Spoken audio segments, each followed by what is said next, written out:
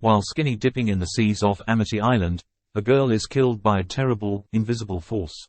In his investigation, Chief Martin Brody came to the conclusion that a shark had attacked. He tries to close the beaches, but Larry Vaughn, the mayor of Amity, nags him to drop the idea. He is worried that by making the incident public, which is nearing the 4th of July weekend, he will spoil the tourist season. He persuades Brody to list the fatality as a boating accident. A little kid is attacked and dragged underwater in front of scores of witnesses, including the boy's mother, shortly after Brody and his family are at the beach. She offers a $3,000 reward to anyone who can kill the shark in her advertisement. Brody requests that an expert on sharks be sent from the Oceanographic Institute on the mainland after a fisherman named Quint offers to kill the shark for $10,000. After looking at the first victim's remains, he comes to the conclusion that the assault was not the result of a boating accident but rather an abnormally huge shark. Hooper is confident that the large tiger shark that is caught by a group of inept Amity fishermen is not the culprit. The mother of the deceased youngster approaches Chief Brody, criticizing him for not closing the beach for her son's safety. After cutting open the tiger shark, Brody and Hooper realized it was not the shark that had eaten the youngster. They head out on Hooper's boat that evening to look for the shark.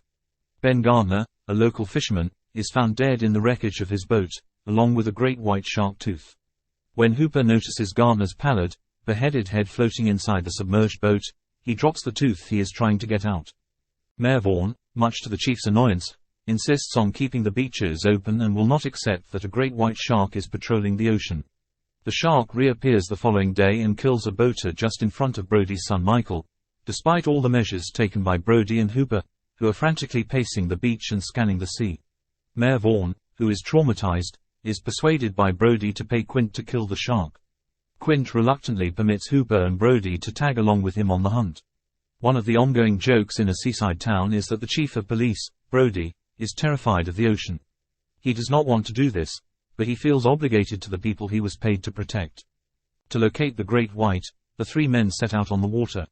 As tensions between the three men are at an all-time high, Quint makes fun of Hooper's expensive scientific apparatus.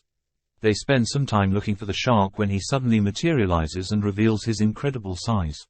The first to see him, a traumatized Brody, utters his catchphrase, "You are going to need a bigger boat." Quint uses a harpoon to pierce the shark's back and attach a buoyant barrel to exhaust the monster as the men pursue him. He returns to the depths even if the barrel does not even slow him down. What a shark that is! That evening, as the men wait for the shark to emerge, they get wasted, connect over their scars, and sing sea shanties. We learn more about Quint's hatred of sharks' history. He was a survivor of the USS Indianapolis, which sank in World War II after delivering bomb components. The crewmen waited for days to be rescued before many of them went overboard and were devoured by sharks.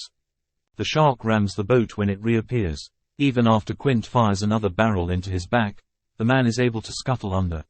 The following morning, when the shark is back, Brody tries to radio for assistance. Quint smashes the radio with a baseball bat. We would argue his preoccupation with killing this shark has impaired his judgment. They attempt to drag the shark back to shore, but he is too powerful and starts tugging them further out to sea in a stunning display of strength. The shark pursues the boat after the men try to escape him until its damaged engine blows up.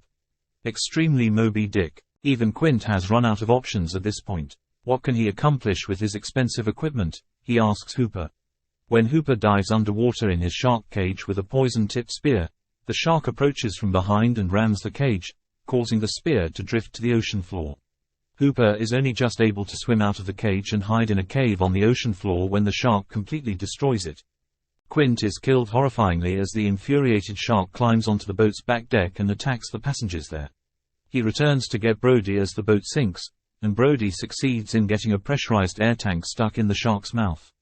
The shark makes a U-turn before striking once more. Brody takes Quint's rifle and fires at the air tank just before the boat sinks, of course, causing it to burst and kill the shark. Hooper surfaces again, and Brody and Hooper use some floating debris to paddle home. Are you the person who wanted to stay healthy and fit while having sweets, cereals, pasta and carbs? Then Keto Recipes is here to help you. Using this cookbook, you will find 50 different keto recipes for every occasions that can be made in 20 minutes or less. You will find breakfast recipes, lunch recipes, dinner, desserts and so much more. You are definitely going to love your new cookbook and your scale too. Click the link below.